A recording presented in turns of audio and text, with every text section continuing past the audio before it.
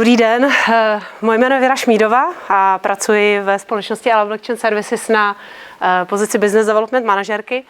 A jsem tady proto, abych vám představila krátké informace o naší aktuální blockchainové platformě Elachain, nějaké krátké informace o standardizaci, jak jsme na tom s kvalitou a jak jsme na tom s bezpečností dat, s kybernetickou bezpečností.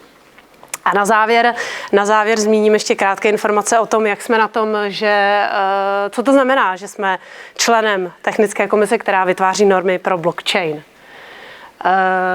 V tuhletu chvíli, jak jistě většina z vás víte, my jsme tady vytvořili blockchainovou platformu, která má aktuálně 32 nodů, z nich 4 nově se zapojily v letošním roce. A o dalších jednáme a dokonce v tuhletu chvíli jednáme o dalším nodu, který by měl být nejenom mimo Českou republiku, ale měl by být i mimo Evropu. Seznam nodů je uvedený na našich stránkách a uvidíte tam i to, v jakém jsou stavu, jestli jsou aktuální nebo nejsou. To, že je naším biznesem to, že se můžete zapojit a využívat tu naší síť Elachain, a dalším biznesem je to, že stavíme blockchain na míru. Je to tak, že to, že vám postavíme blockchain nebo že budete využívat naši síť, tak tím to samozřejmě úplně nekončí, protože my jsme vytvořili mnoho různých monitorovacích nástrojů, které vám právě pomáhají v tom se pohybovat lépe v tom blockchainu. A jedním z takovým příkladem je sledování dostupnosti nodů. Tady vidíte graf, který představuje dostupnost, jaká byla dostupnost nodů v první polovině letošního roku. To znamená, že 60% nodů dosahovalo 90% dostupnosti a většina těch nodů dosahovaly dostupnosti 99%. 23% nodů dosahovaly dostupnosti 76 až 90% dostupnosti a 17% nodů bylo dostupných do 70% času. Tyhle ty informace jsou samozřejmě důležité pro nás a jsou důležité i pro vás, když si chcete postavit svůj vlastní blockchain.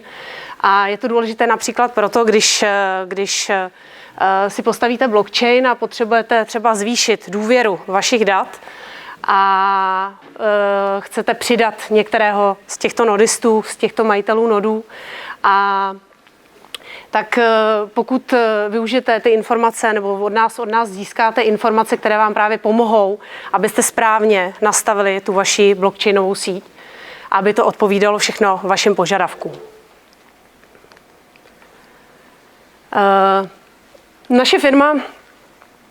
Naše firma všechny naše činnosti a všechny procesy a postupy jsou auditované a certifikované a vystavěné na 2 normách. Na normě ISO 9001, která představuje systém managementu kvality, a na normě ISO 27001, která se týká systému managementu bezpečnosti informací. A tady vidíte naši procesní mapu a vidíte, že ty naše procesy jsou velmi propojené vzájemně a mezi nejdůležitější procesy u nás, které řídíme, jsou správa platformy, vývoj a business development. A v tuhletu chvíli, my jsme před necelými 14 dny prošli dozorovým auditem právě na tyhle 2 normy. Prošli jsme úspěšně bez nějaké velké zásadní neshody. Získali jsme mnoho doporučení, které věříme, že nám pomohou právě k dosahování vyšší kvality a dosahování lepší bezpečnosti, informační bezpečnosti. V tuhletu chvíli je měsíc říjen a říjen je měsíc kybernetické bezpečnosti. A co to znamená pro nás kybernetická bezpečnost a bezpečnost dat a informační bezpečnost, tak já tady krátce ještě promluvím o tom. A je to, že je důležité, my se zaměřujeme převážně pro nás důležitá ta personální bezpečnost. To znamená, že máme rozdělené nějaké odpovědnosti, pravomoci, víme, kdo je za jaký dokument odpovědný, víme, jaký dokument, jaký máme používat nástroje pro řízení dokumentace, jakým způsobem ty dokumenty si můžeme předávat a tak dále.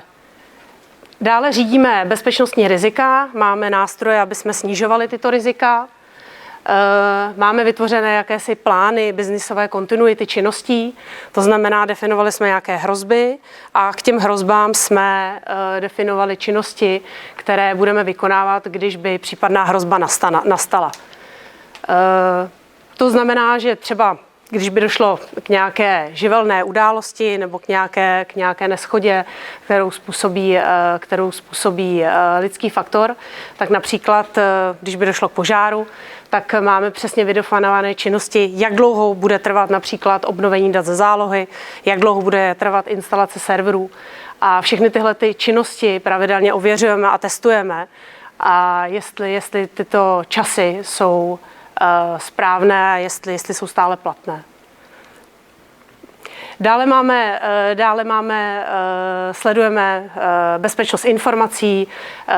Informace máme rozdělené podle jejich důvěry, podle jejich dostupnosti a řídíme ve firmě i informace.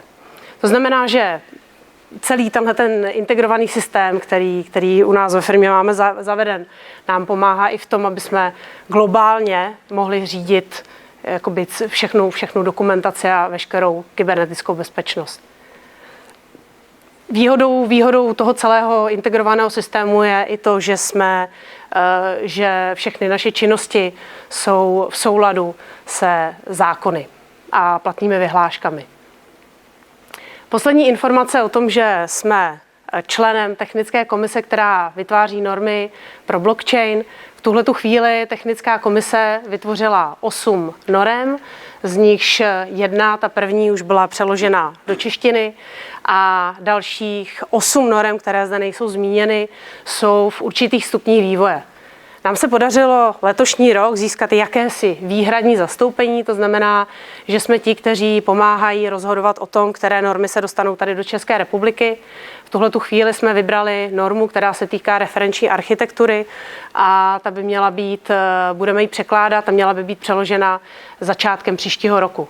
Ten překlad není tak úplně klíčový, není klíčový ani to, jakým způsobem to bude přeloženo, ale je důležité to, že se ta norma dostane do České republiky a bude k dispozici všem, kteří mají právě přístup k normám u České agentury pro standardizaci. A to je ode mě všechno a já předám slovo dalším. Panu Čermákovi.